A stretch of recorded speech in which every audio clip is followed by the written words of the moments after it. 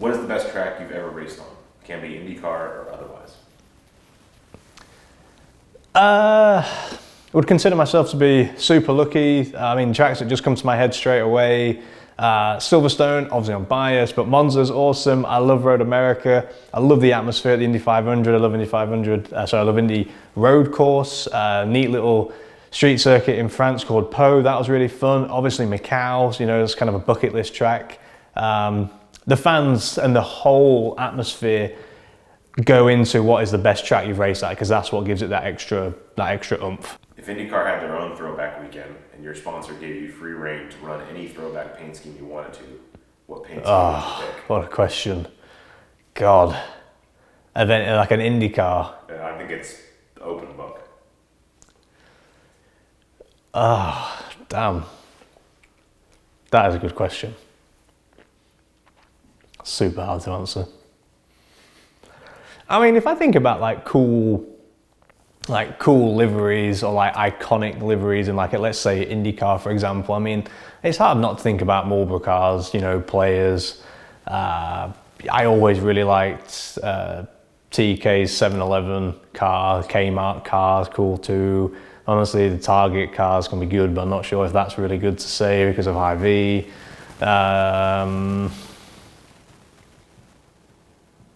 What was Dario's one? Did he had a really cool, was it? With the cool green. Yeah. Cigarettes. That was neat.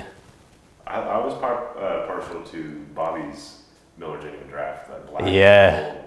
Yeah, Bobby's, that was cool. There's a lot of good cars. Budweiser, did they have a Budweiser car? He ran that. Yeah, that's what I thought. Yeah, they're cool. One of them 20 that I just said. All right, so bonus question. What track do you think would be the best place to host a throwback weekend? Honestly, I feel like Road America, Mid-Ohio, to me are like cool, two really cool throwback weekends, because again, it goes back to like the spirit of a throwback, how people would come, you know, with just basically their car on the back of, you know, a van, and, you know, everyone would stay at the track. And I think about fans being at a track, and I think about Road America and Mid-Ohio, and the tracks themselves have that, not vintage, but like old school feel about them. So they'd be my two tracks to go with it.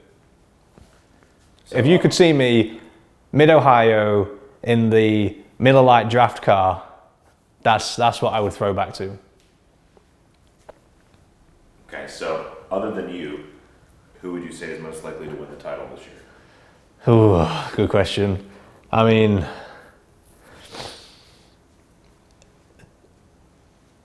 I think there's a couple of people that you immediately just kind of get a feeling that they're either going to be there or they're going to be in the battle for it. And to me, it's Joseph, it's Scott. I mean, it's Alex Palou. I think obviously as a reigning champion, he's always, you kind of can't help but say the champion, right? But I think those three guys to me straight away are the people that I would be aware of, because they all bring champion-like qualities with them everywhere they go, because they get race wins and they don't crash, and they're consistent, and they turn bad days into good days, and they turn good days into great days. You know, so those are the guys that I look at with a ton of respect, working really hard to be able to beat them. Favorite racing movie? Rush. Well, yeah, Rush. I did really like Ford versus Ferrari. I thought that was fun. And I actually really enjoy The Art of Racing in the Rain, which I don't know if how many people have seen that. It feels like it wasn't as popular as it, you know, as much as I enjoyed it, but I would well recommend going and watching The Art of Racing in the Rain. If you could test drive or fly any Star Wars vehicle. Oh yeah, now we're getting into the heart of the questions. This is what I live for. I would want to fly the Millennium Falcon. That is my thing. I would want to, pod racer, damn. Can I choose two? I don't care, you can choose 8 as far as I'm concerned. Okay, these are my 2, which might turn into 3. I would love to have a pod racer. Like, that was my favorite thing, about the prequels, just in general, was pod racing. I think that just looks so cool. It's about as close as you could get to being a driver over in the Star Wars universe. And how could you not be a Star Wars fan and say, I'm not bothered about flying the Millennium Falcon, really? Have I missed something obviously cool there? No.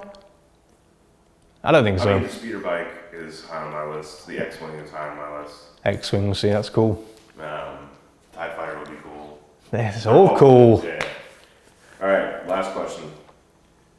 Do you agree with the sentiment of Dixon and Newgarden and others that the cars need to be lighter in their next iteration? Is there anything else you would like for them to change? I think I wouldn't be sad if they were lighter. I think people need to remember that with the aero screen now, the temperatures in the cockpit are so hot. And some of the tracks we go to are so physical. And to be honest, the Firestone Red is a great tire, especially over like 1 or 2 laps. When you're giving it like maximum effort and grip.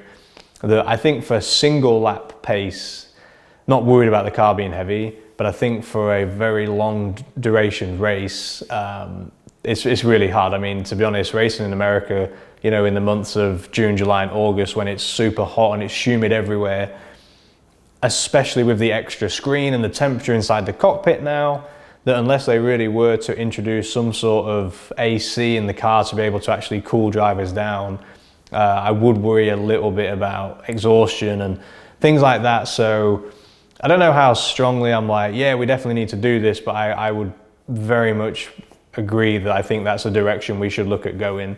In terms of anything new, I think the new hybrid engine is going to be cool, and how we use the new version of push to pass when it comes. But I like the cars. I really enjoy what I get to do, and I can't think of anything off the top of my head that I look at and wish we had. Because if I look at like Formula One and the things that they have that we don't, and I think that the way that the DRS works isn't great. I do like the fact it works within a certain detection zone. I think that's kind of a fun idea. But I'm not sure if we're lacking something that is obvious to me. Would you want more gears? That was the example he used. Oh, sure. I mean, if you want.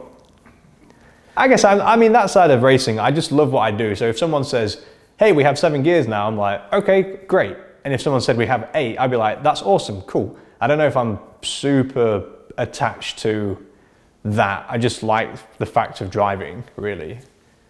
I guess to me, I look at it and I go, well, if it opens up some things for the team to be able to do better, or maybe an advantage that we could have if we were Johnny on the spot and managed to put in the best gear stack that we could, then yeah, I'm always up for new ways of innovation and creating not parity in the cars, but giving people the opportunity to figure something out quickly. Then yeah, I'm for that, but nothing that when we go for our drivers meeting where I'm really like, we have to do this.